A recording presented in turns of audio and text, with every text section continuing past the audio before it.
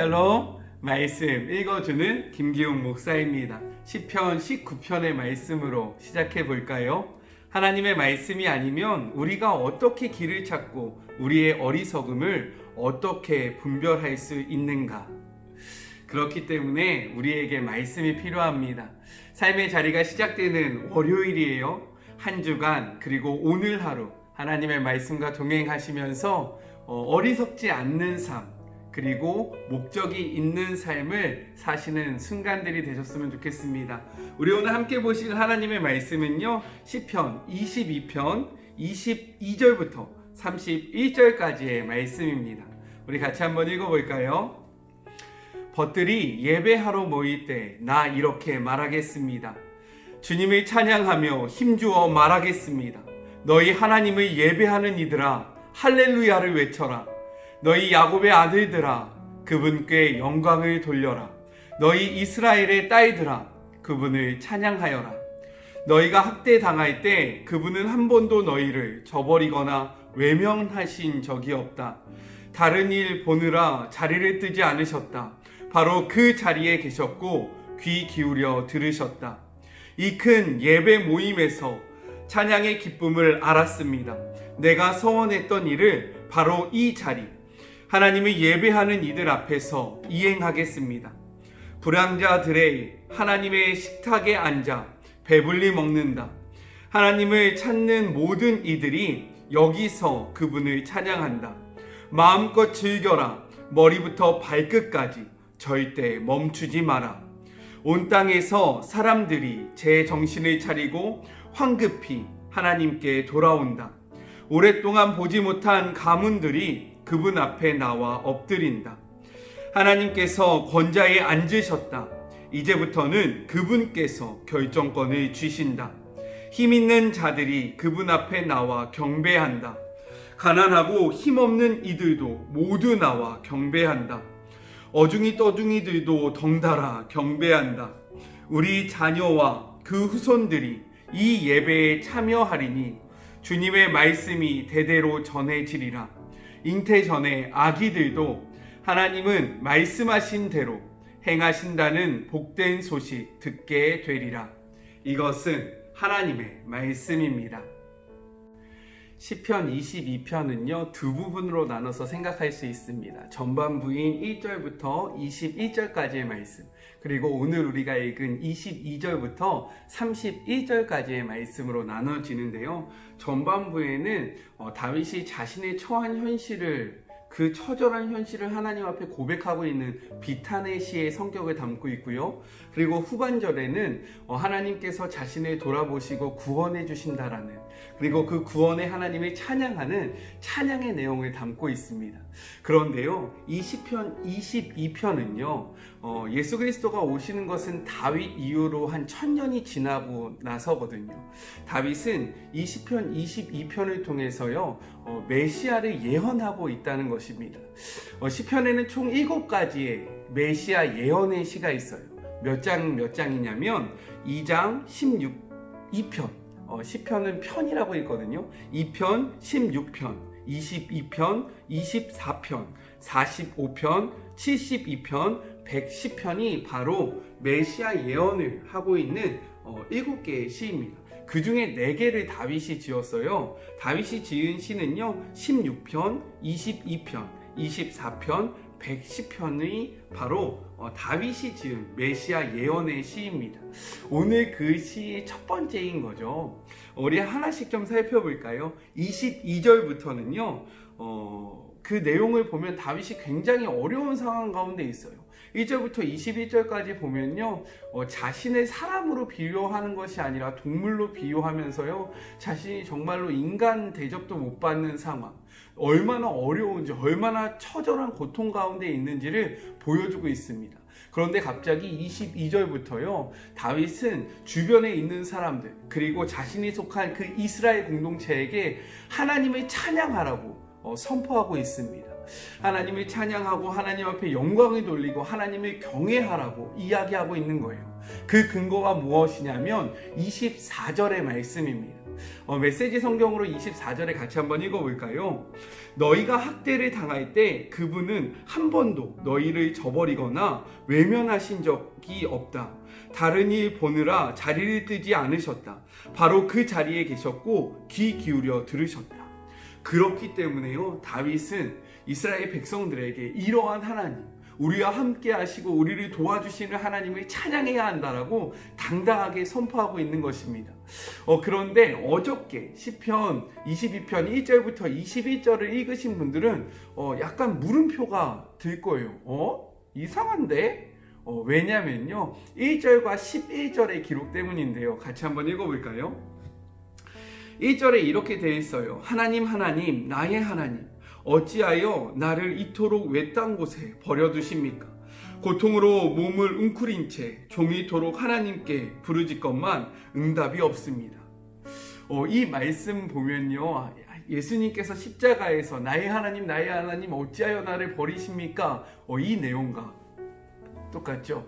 그렇기 때문에 메시아 예언의 시라고 이야기하는 거예요. 그리고 또 12절 보면요, 그런데 이제 주께서 나를 멀리 떠나셨고 고난이 바로 옆집으로 이사 왔습니다 라고 고백했던 사람이 바로 다윗이라는 거죠.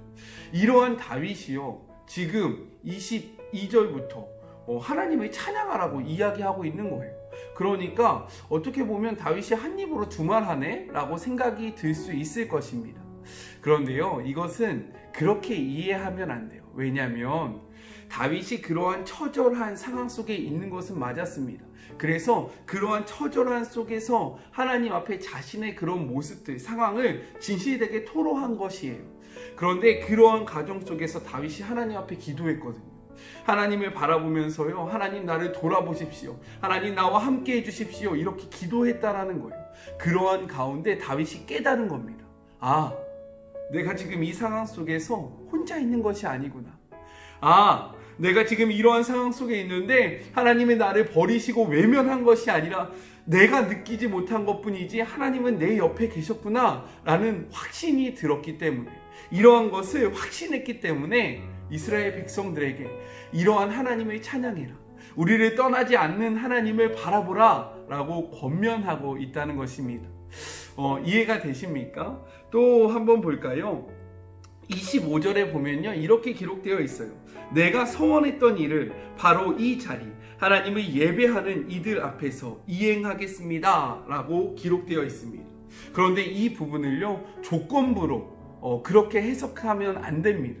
조건부로 해석한다는 것은 무엇이냐면, 하나님이 이렇게 해주시면 내가 이렇게 하겠습니다 라고 성경을 이해하면 안 된다라는 거예요. 왜냐하면 서원은요, 하나님과의 거래를 나타내는 것이 아니기 때문입니다. 그렇다면 서원은 무엇일까요? 서원이라는 것은요, 하나님이 우리에게 베풀어 주신 그 사랑에 감사하면서요, 내가 그 사랑을 하나님 앞에 고백하는 것이 서원이에요. 다윗은요, 하나님이 나를 이렇게 구원해 주셨기 때문에, 하나님이 나를 구원해 주시면 하나님을 찬양하겠습니다 라면서 하나님 앞에 조건을 건 것이 아니에요.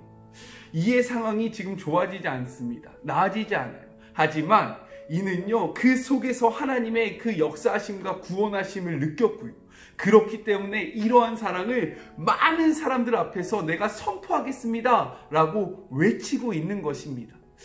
이 모습을 통해서 우리가 무엇을 생각해 봐야 하냐면요, 하나님 앞에 서원 기도를 드리실 때 거래하듯이 기도하지 마시길 바랍니다. 하나님, 나의 삶 속에 이렇게 이루어 주시면요, 내가 하나님 앞에 이렇게 하겠습니다. 하나님과 거래하지 마세요. 왜냐하면 우리 하나님은 우리와 거래할 이유가 없기 때문입니다. 하나님이 무엇이 아쉬워서요 우리와 거래하겠습니까? 거래를 하겠어요.